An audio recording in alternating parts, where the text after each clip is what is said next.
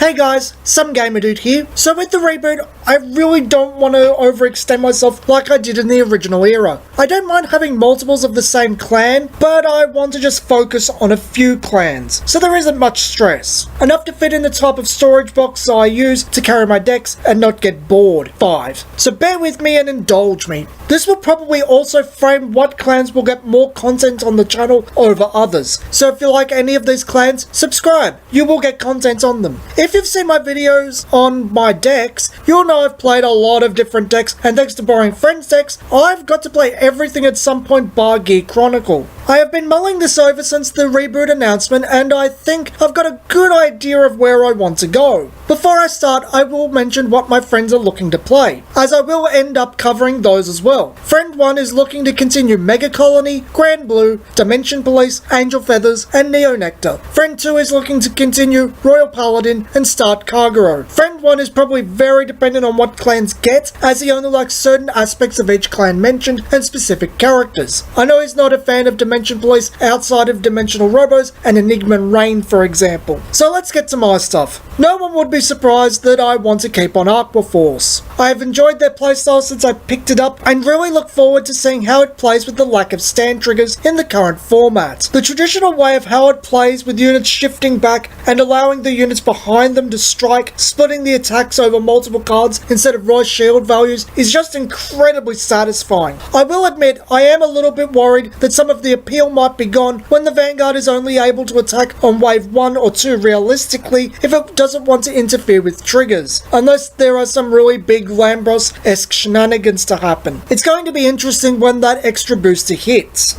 I want to stick with Oracle Think Tank. It's another clan I really enjoy their playstyle, drawing a ton of cards and scrying to force triggers to happen, even if by the end of my tenure it was nothing but raw draw and setting up for a stack that was never going to happen. Something I hope doesn't repeat, and given that GBT12 brought back both proper scry and Silent Tom's effect, I think Oracle Think Tank will be allowed to be itself once again. When I started Vanguard, I started with Spike Brothers, the Demonic Lord Dudley Emperor deck. It was a very enjoyable and very strong deck at the time, and I don't think Spike Brothers was ever weak during my tenure, but it definitely became inconsistent due to focusing on the break ride mechanic and having very little card redundancy later on. You need that bad end dragger first. They didn't print a grade 3 search until you didn't, and when we shifted to break ride Legion, you needed Frozen Ogle too. Prior to that, things weren't the worst. You needed to ride Emperor and have some combination of Reckless Express, High Speed Bracky, and Juggernaut Maximum. I don't know how things went with the G era of Spike Brothers, bar Rising becoming extremely expensive because the technical booster was horrible in terms of drop and print rates. I did ask Living Proof how things went for Spikes. He said things went well. It pushes a little harder and gives cards back in certain combos. Spike Brothers was always a fun deck, even if at times it was horribly inconsistent,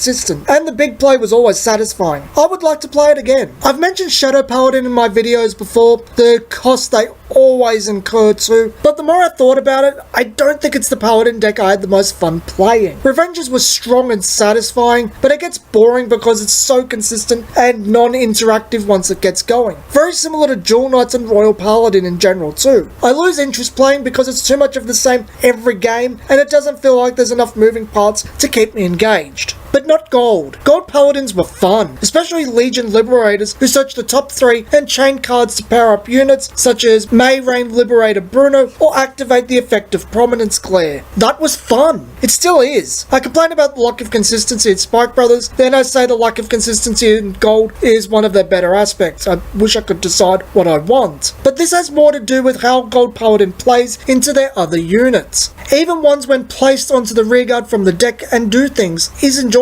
When Liberators went to Legion was when I think Gold finally hit their stride. No pun intended. The final clan I'm still not entirely sold. I don't want to tread on any of my friends' toes, and there are a ton of clans I couldn't care less about. I really like Nubatama aesthetically, but the clan varies so much now. There is a group that affects the hand, another group that affects the board, a group that goes back to your hand if you've bound your opponent's cards, and a group that forces your opponent's rearguards to attack themselves. Nubitama's overarching theme is sabotage. All of these fit into that, and I love the idea. I was eagerly awaiting Nubitama becoming a thing back in the original era, partially because Mirakuma was so pathetic and I wanted a ninja deck, but also because the promise of the deck shown in BTO1 looked so enjoyable. But there's also Nova Grappler. I've never found a build outside of Beast 80 I particularly liked, but I like the clan aesthetically and I enjoy the concept because stand things. I'll also have easy access to it as well, with my friend buying VBTO1 for Royal and Kagero, myself buying it for Oracle Think Tank. But there is also another thing to consider. Nova Grappler is also superficially similar to Aqua Force. I guess I'm talking myself out of Nova Grappler and into Nubitama here. I'm okay with that. More trade bait for Oracle Think Tank. So yeah,